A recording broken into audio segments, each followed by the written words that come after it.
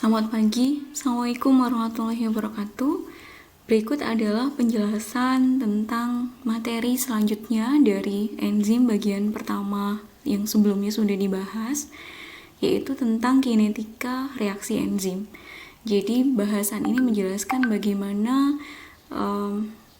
persamaan laju gitu ya, reaksi yang dikatalisis oleh enzim gitu ya, yang disampaikan oleh beberapa ilmuwan. Oke, kinetika atau hukum laju dari reaksi yang dikatalisis oleh enzim gitu ya.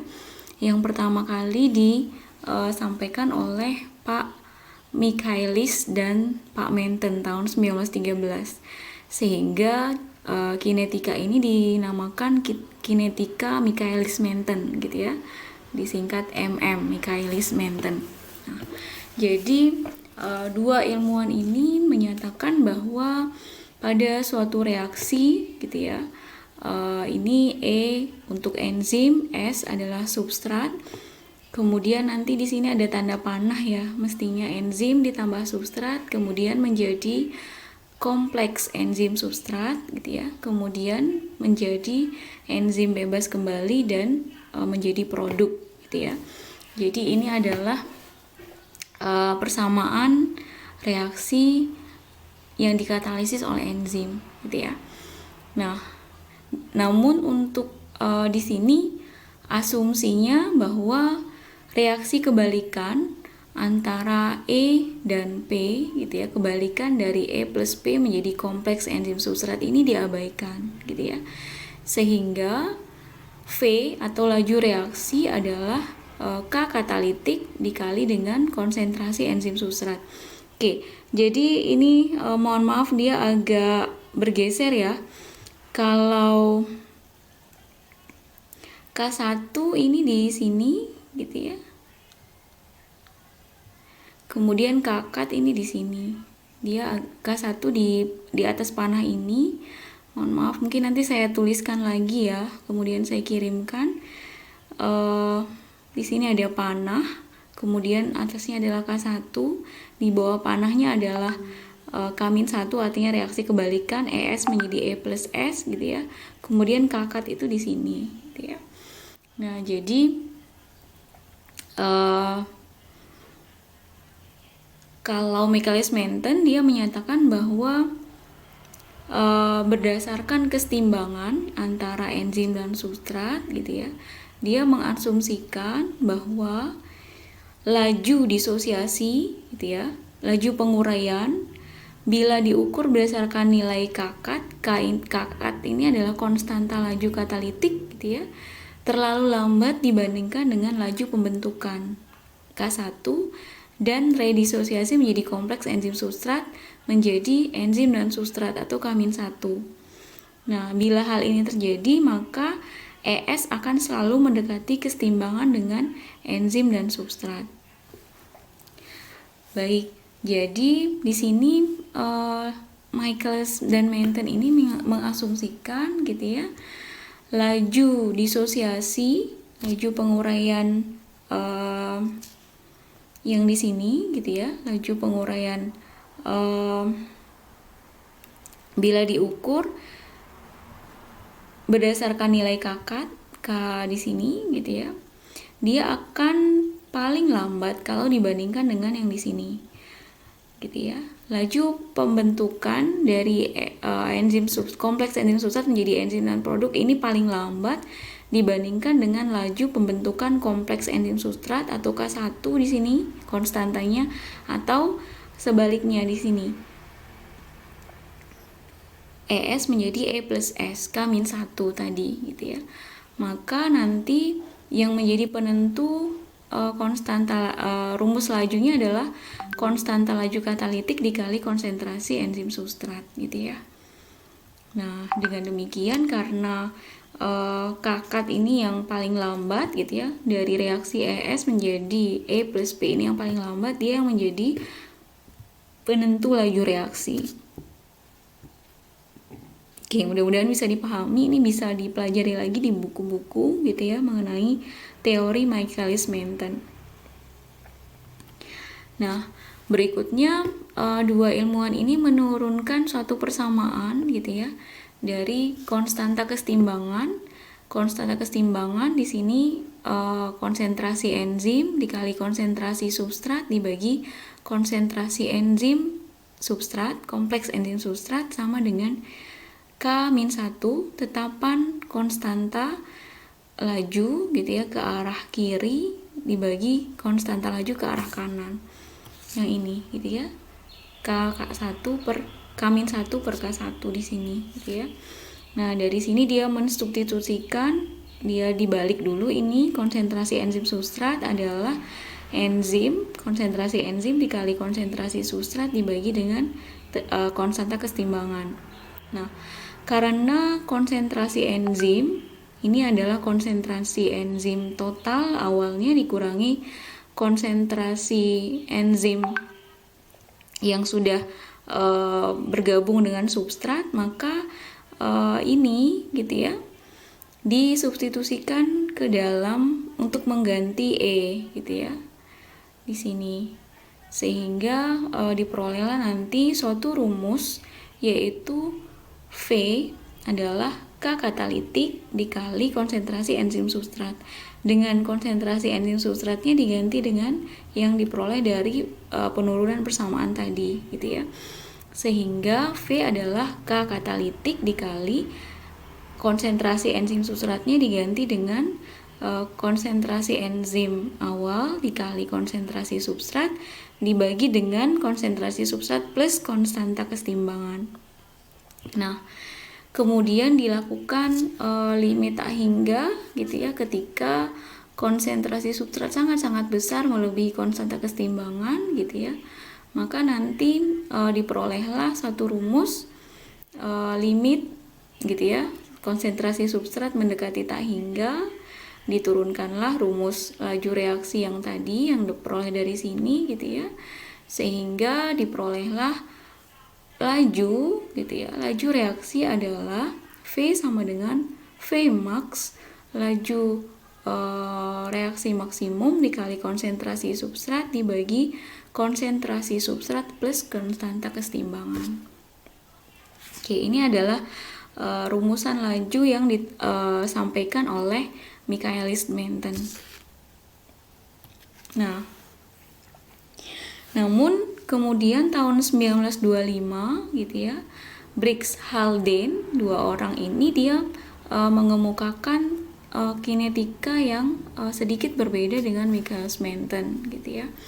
Jadi kita sudah paham bahwa asumsi Michaelis-Menten dia menyatakan kalau laju pembentukan produk sangat lambat dibandingkan reaksi pembentukan kompleks enzim substrat dan redisosiasinya dan penguraian kembali enzim substrat menjadi enzim plus substrat. Ini tidak selalu benar gitu ya. Kenapa?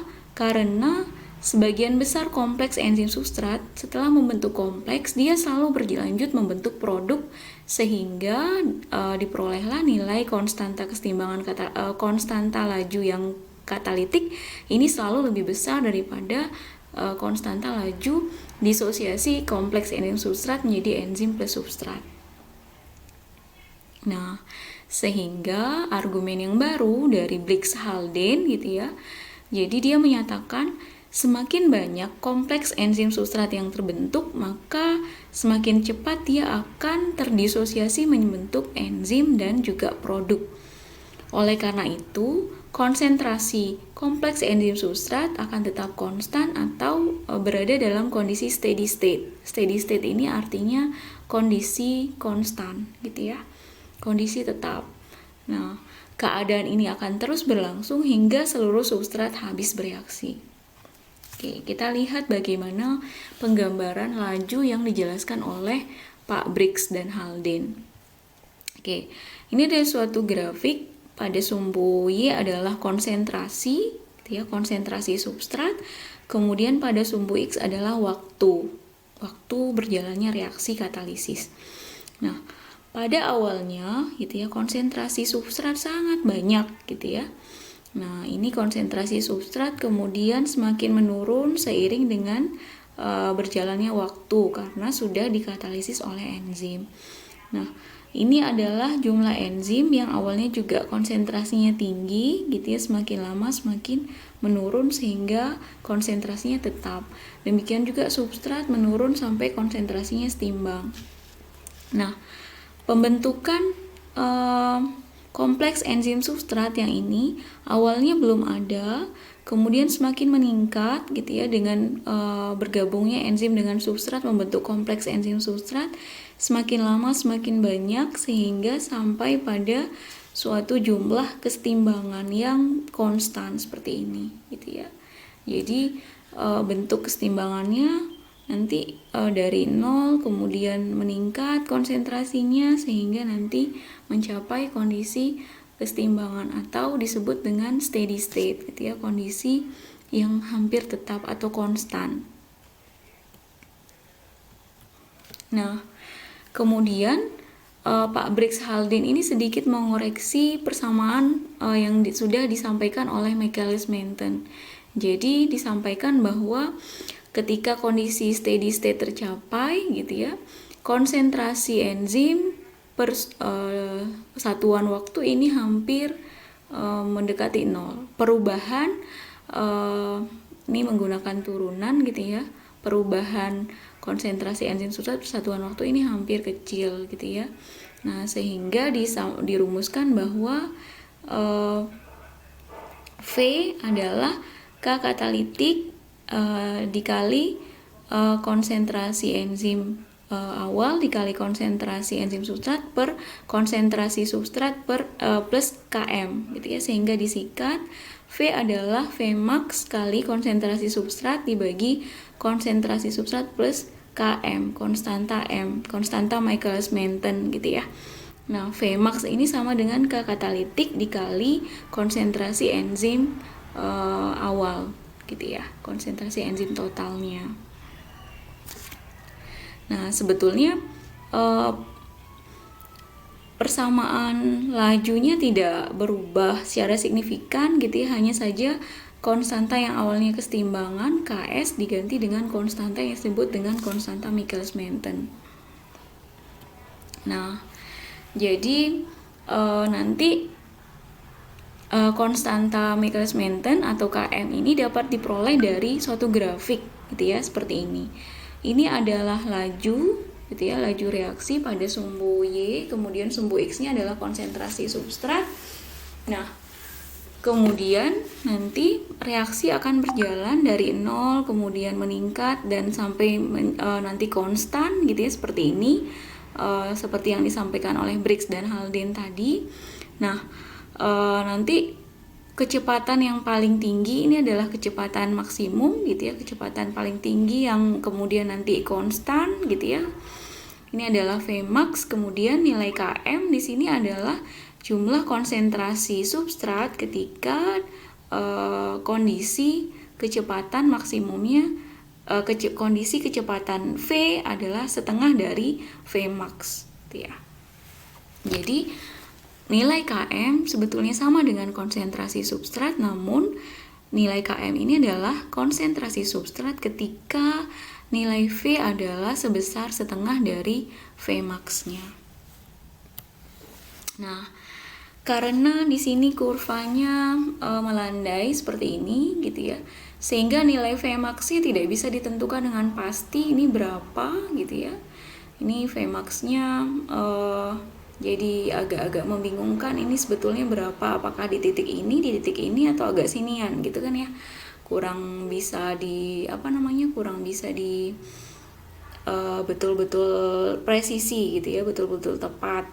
Nah, sehingga dibuatlah suatu plot yang linier gitu ya, yang disebut dengan plot Lineweaver-Burk. Ini Pak Lineweaver dan Burk, dia menyempurnakan grafik yang tadi, grafiknya Michaelis-Menten gitu ya, dan Briggs-Haldane.